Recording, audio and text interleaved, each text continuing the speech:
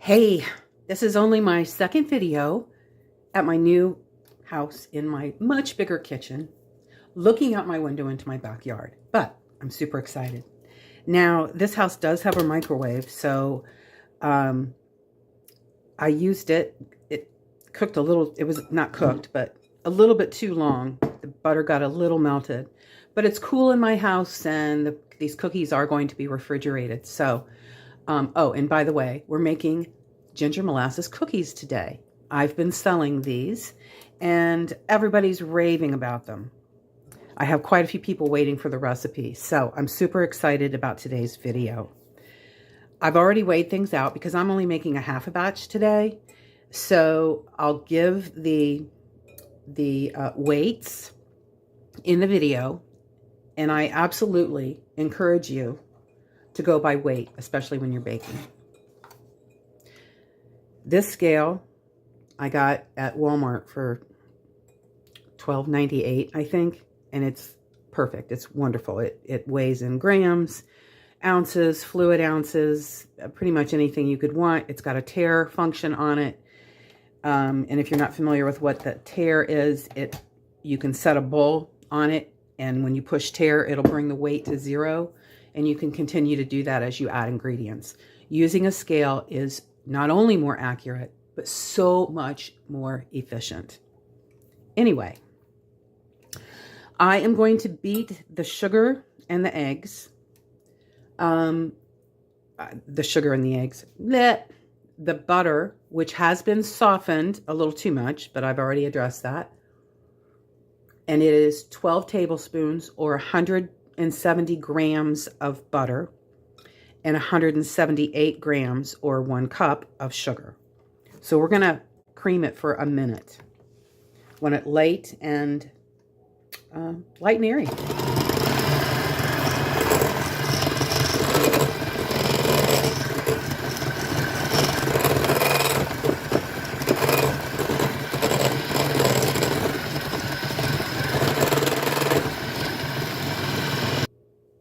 Okay, that was a minute. It slightly changes color and it just feels a little different, but as you bake, you'll know, which is why I give you the time. So it's about a minute on high I use a hand mixer. Now we're going to add an egg, and I use Vital Farms pastured eggs right now. I don't buy anything but pasture-raised eggs. Free range, regular eggs, they're horrible to the chickens, and you can see the color of my yolk. It is gorgeous. Now, I was turned on to the fact that a lot of places use marigolds to make the yolks brighter, but as I did more research, that's okay with me. It's not just about the color. It adds antioxidants and all kinds of nutritious benefits. So we're good with that. Anyway, we're just going to mix this in on low.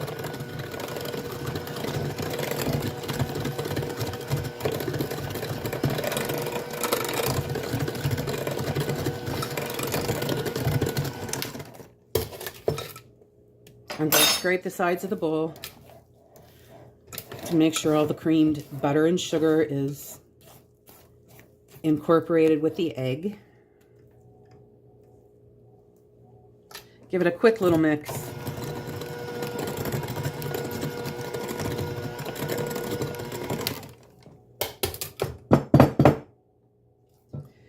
And then we're going to add the dry ingredients. Now, these are cookies. Cookies are cookies. I totally get that. But I still want to make them as healthy as I possibly can. So I am using King Arthur flour. And I have a mixture here of half whole wheat and half all-purpose. I will continue to use that, but I want you to be aware that they weigh different. Now, this information is widely available on Google. You just Google King Arthur whole wheat flour, 1 cup in grams, something like that. And then all-purpose flour, you Google that as well, because they are different. The whole wheat is only 113 grams and the all-purpose is 120 grams. I just think it's because it's finer, the all-purpose is finer, it is more dense, and so it weighs a little bit more. So we're going to go ahead and add a good amount of ginger. It's a teaspoon for the half recipe. And I did a heaping, as you can see. Some cinnamon. And I don't, you know, this is not part of the science of the baking. It's just a flavoring. So I do not have to be specific or exact. I highly recommend everything else, like I said, is done by weight. And you do need to measure if you're not going to do it by weight. Once you get a scale, you'll wonder why you waited so long. Honestly, you know, they're not expensive. They last forever. And it's amazing. Saves so much time and frustration and cleanup at the end. All right. So I'm going to quickly stir this in. I added a teaspoon of baking soda. I'm going to add, it calls for unsalted butter. I use salted. I always use salted. And if you're not a big fan of salt, I am. You can add a little bit less. And it calls for a teaspoon. Let's see.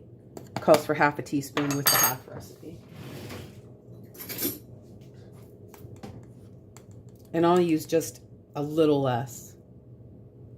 You see it's not quite up to the edge. I use pink Himalayan. It's good for you. Slightly lower in sodium, slightly higher in nutrients, but doesn't contain chemicals or any of the other stuff that commercial salt does. All right. So I'm going to mix about half of the dry ingredients in. Going to incorporate it.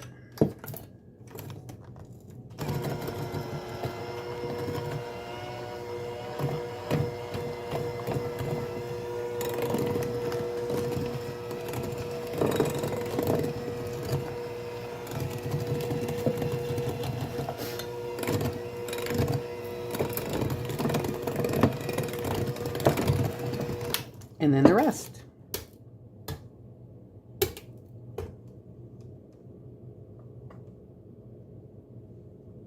Oh, I was supposed to add the molasses. Whoops. So I looked for a recipe with Blackstrap, and they didn't have any. In fact, a lot of them said, do not use Blackstrap.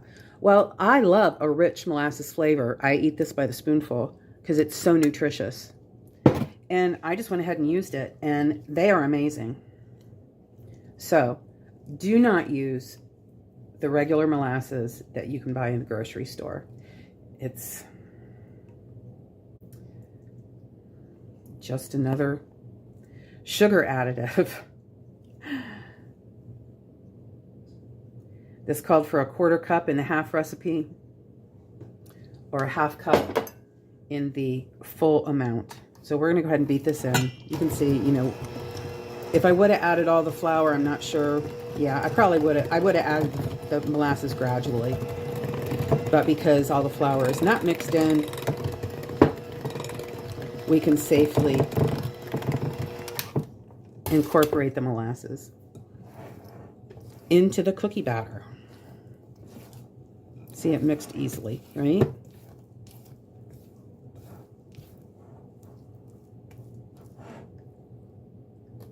So it's all about learning, getting experience, knowing what you can do, and I'm here to help you with that. You can ask me questions, request I make certain recipes or alter certain recipes so they're healthier. I love doing that. Anyway, we're mixing in the rest of the flour.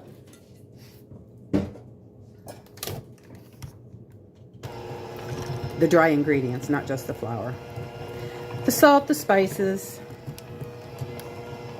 and I'm gonna turn the mixer up 1, so it's not on the lowest setting, it's on the next one up.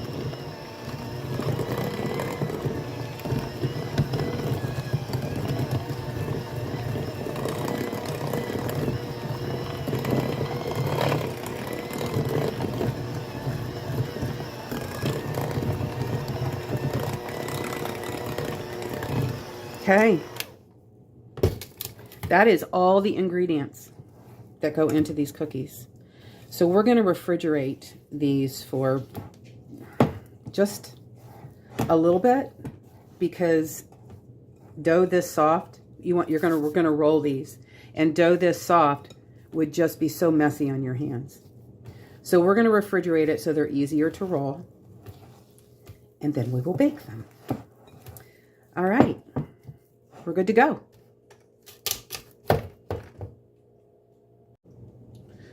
It's been an hour and the dough is ready. So I do 6-ounce balls, and I weigh them because like I said, I sell them, and the cookies need to be consistent.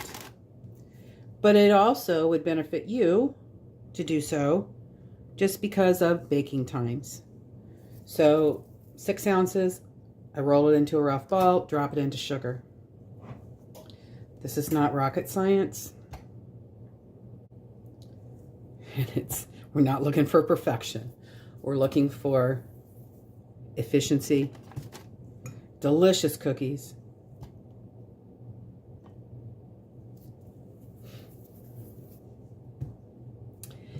And I guess that's it. So my oven is heating to 375, and I will bake these for 11 minutes. Okay, so below the surface, the dough is a little softer, which is fine because it's still stiff enough to roll it without, it's oily right now, and eventually there will be some dough on my hands, but at the moment we're good.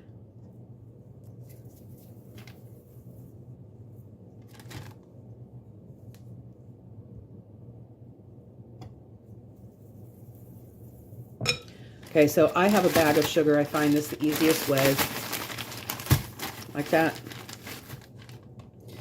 And then again, because I do sell these, I am spacing them to make sure they do not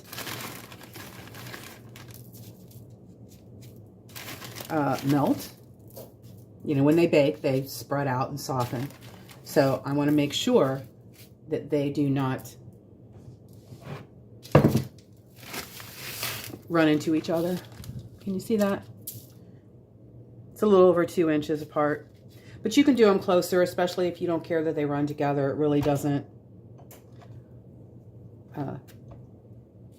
make much difference when you're just eating them at home. Okay, so I'll roll the rest off camera and come back when they're ready to go in the oven. Okay, I have 2 trays ready to go in the oven.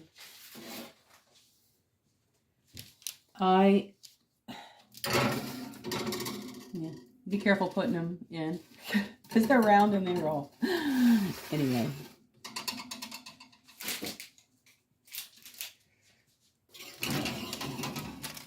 We're going to set the timer for 11 minutes and I'll be back. Okay, they are out of the oven. The top tray baked the way I want them to. They cracked. They're beautiful. This tray, let's see, a lot of them don't have the texture that I want, but I'll allow them to cool. They may crack a little bit more as they cool. Like I said, because I sell these, they need to be beautiful. They need to be beautiful. So anyway, if you're eating them at home, they still taste the same. It doesn't matter. So at any rate, one of the things I do while these were baking, I go ahead and I roll out the rest of the dough balls to be ready to put in the oven. It's just more efficient.